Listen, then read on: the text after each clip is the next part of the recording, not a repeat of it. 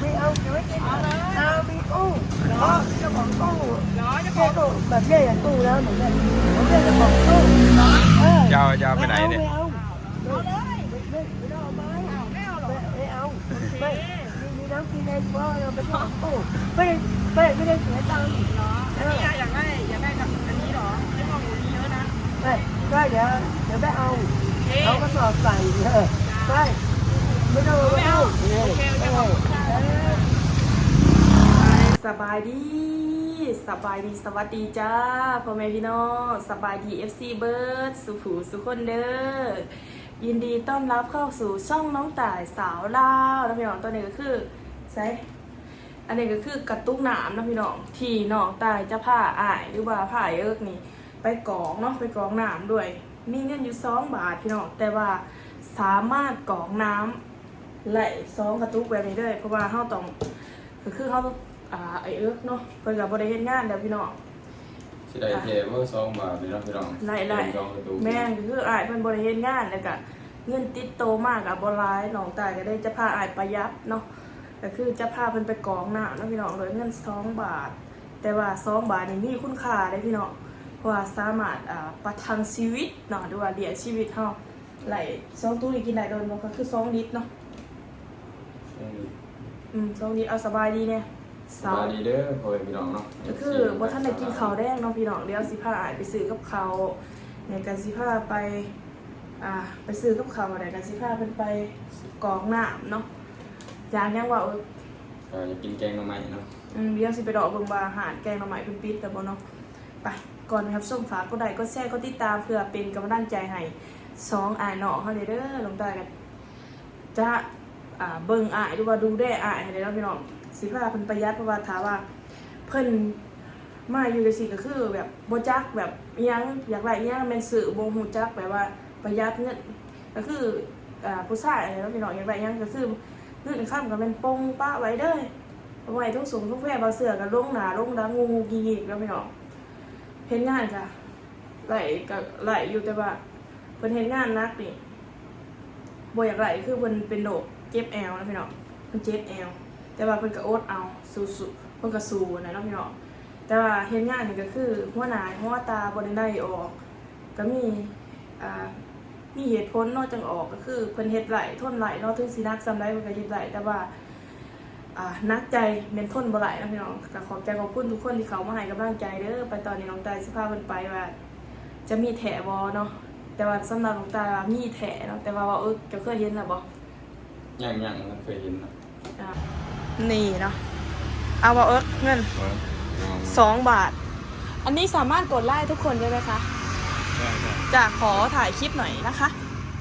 ยอดเลย2 บาทขอบคุณค่ะยอดเลยนี่เอาอย่าพลาดเอาก่อนเอาตัวดีก่อนบีบไซส์ก่อนเลยบีบไซส์ก่อนเลยลุงเขาบีบไหนอ่ะหนูจำไม่ได้ปุ่มสีเขียวอ๋อขอบคุณค่ะกดปุ่มสีเขียวนี่เหรอปุ่มอันนั้นสีแดงกดลงไปอ๋ออันนี้สีแดงไงโอ้โหทุกคนสามารถประหยัดงบได้นะคะทุกคนสุดยอดจริงๆเมืองไทยมีครบทุกอย่างกดเลยกดจนมันเต็มพุ่นกดจนมันเต็มพุ่นกดได้เมื่อไหร่ว่าเอาใส่อีกซะโอ้สุดยอดเลยพี่น้องนี่ก็คือการประหยัดงบของเขาเนาะกดได้นี่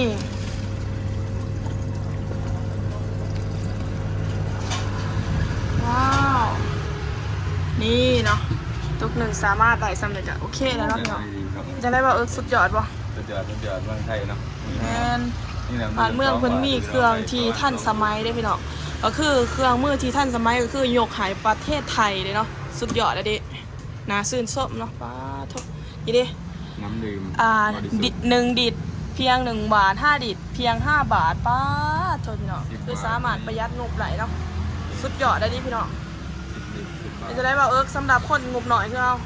ถูกใจกับสิ่งนี้ป่ะถูกใจเนาะสุดยอดที่นี่ปะเดี๋ยวขอยสิพาจะไปซื้อกับเขาเนาะก็คือ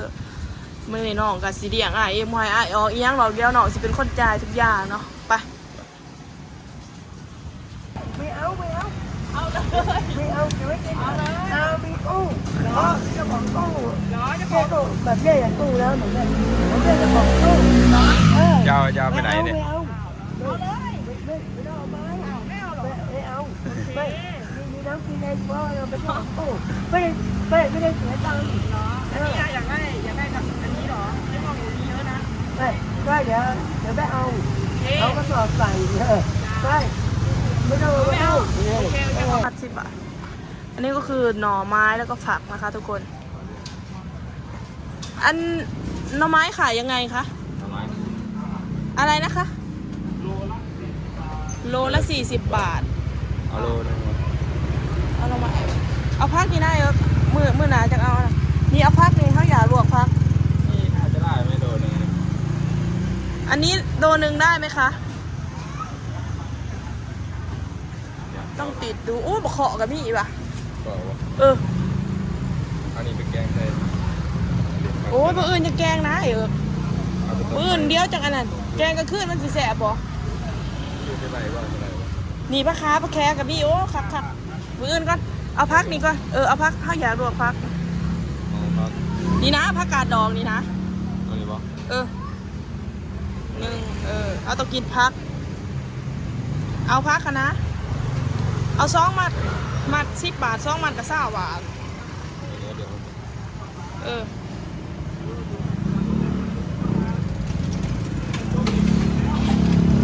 เอาโดนนะอย่าเดือดร้ายมันจิมุน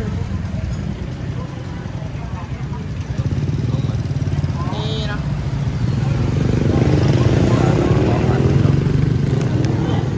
นี่อะไรคะยาย ไอ้ตรงเครื่อง ไม่อันนี้ที่มันเป็นมัดน่ะ มัดคือข้าวต้มมัด อ๋อ เนื้อเผือกกล้วยมัน อ๋อ มันก็มัน อันนั้นข้าวอะไรคะข้าวสวย เหนียว ข้าวเหนียวห่อเท่าไหร่ 10 บาทอันนี้ห่อใหญ่ อ๋อเอาไข่อะไรเขาเรียกไข่ทรงเครื่องเหร ๆ อ อันนี้ไข่ทรงเครื่องกับไข่ต้ม จ้ะเอาไข่ทรงเครื่องไม้หนึ่งค่ะยาย ปิ้งข้าวเหนียวลูก หนูเอาไข่ทรงเครื่องไม้หนึ่งค่ะ เอาไข่ทรงเครื่องจ้ะเอาออกไหมลูก ไม่เอาออกค่ะ เดี๋ยวเอาไปทิ้งเองเดี๋ยวมันลำบากยาย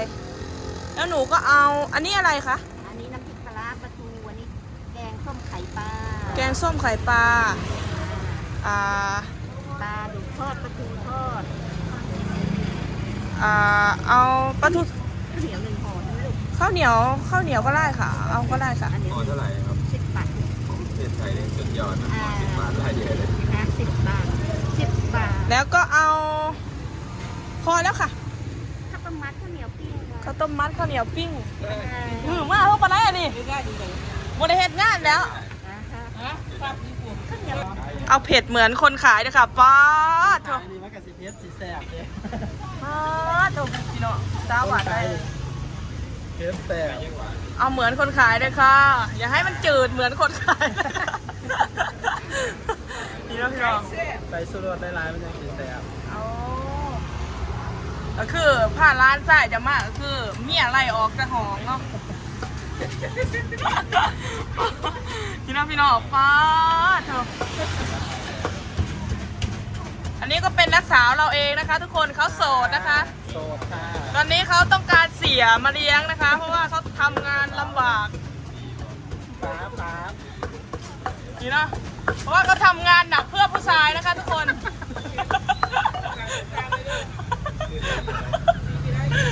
ชีวิตเขานี่ก็โอ้โหล้มลุกคลุกคลานนะคะ แต่ว่าตอนนี้ก็ถือผู้ชายทิ้งนะคะ ทุกคนใครสนใจนะคะก็มีอาชีพเป็นของตัวเอง แต่ว่าน้องต่ายไม่ได้อยู่แถวนี้นะคะ น้องต่ายอยู่ไกลๆนู่นพอดีมาแถวนี้เลย นั่งรถมาซื้อตั้งไก่ทุกคน มียังเงินเนาะ เฮ้ยใกล้จะเห็นงาน เท่าไร 2 มันมีผู้ติดตาม11,000แล้วก็นั่นแหละเฮ้ยพี่เปิ้ลนี่ไงจะไปไหนอ่ะน้องก็มาเส้นห่านกับสาวเนาะมาเส้นก็คือบริจ่ายจักเถื่อพี่น้องก็คือเพิ่นแบบว่าให้กินซื่อๆแต่ว่าน้องตายบริยูแถวนี้เนาะพี่น้องน้องตาย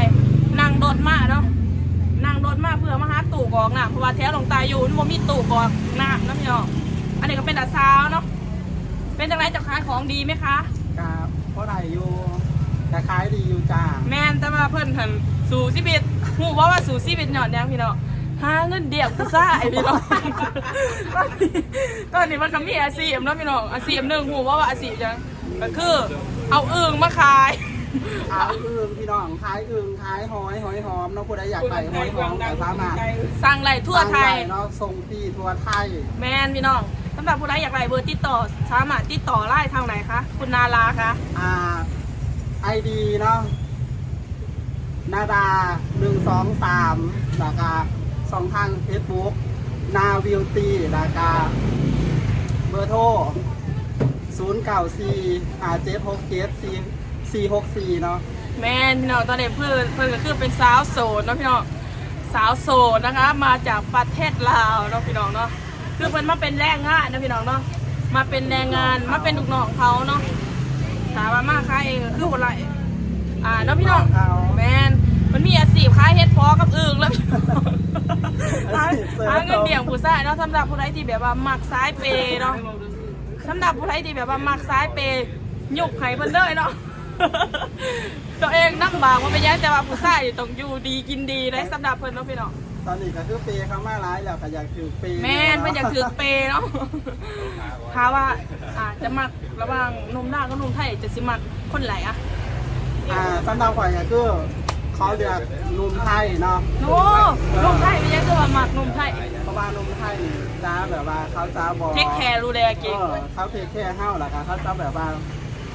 บอกคือนุ่มเล่าวนะนุ่มเล่าวเลยเขามาหาเฮ้านี่ว่าง่ายๆเลยก็คือบ างเงิน เลี้ยงเบียร์ไข่แน่ยังประมาณ โอ้ นี้นะ ก็ได้เขาเห็นจะเป็นซ้ายเปย์ เขายังนั่งเป็นสายปีตลาดส่วนผู้บ่าวไทยนี่ก็คือผู้บ่าวไทยนี่ครับเขามาเขาแ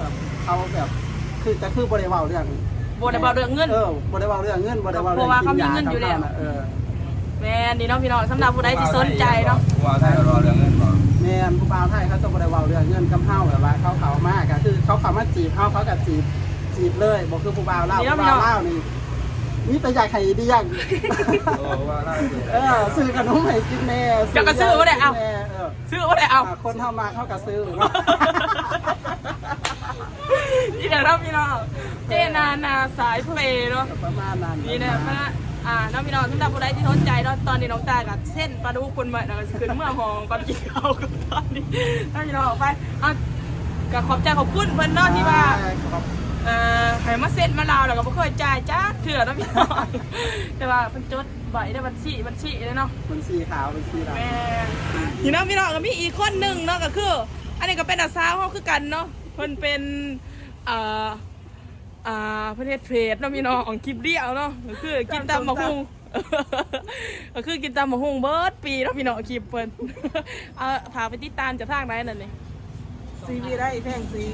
สีวิไลแพงสีเนาะอันนี้ก็คือสาวโสดอีกคนหนึ่งโสดว่าได้ว่ามีลูกมีผัวนะมีลูกมีผัวเลยนะพี่น้องลูกสี่เนาะซ้ำร้ายไหนลูกสี่คนนะพี่น้อง กองเขายังจบยังงามกองเจ้า โอ้ดีเนาะพี่น้อง เบิกคนเอาคนเลย นี่เนาะคือต้มพักโอ้จะอยากต้มพักเพราะว่าแม่อยากกินต้มผักกับแจ่วเนาะเพราะว่าแม่อยู่บ้านทั้งวันเป็นผักแจ่วให้พี่น้องเนาะ แม่น แจ่วปลาแดกนี่แหละแจ่วปลาละถ้าว่าเป็นภาษาไทยเนาะแจ่วปลาแดกปลาละปลากินกันเนี่ย นี่เนาะเพิ่นกำลังต้มพักเนาะพี่น้องเมนูมื้อนี้ก็มีส้มตำแล้วกับปลาเนาะกับหน้าข้าวกดนี่เด้มันสวยประหยัดเนาะ แจ่วทาง แต่ก็มีคือมีแบบซื้อมาใบเพิ่นบ่ากินต้มมีจังมีแฮะ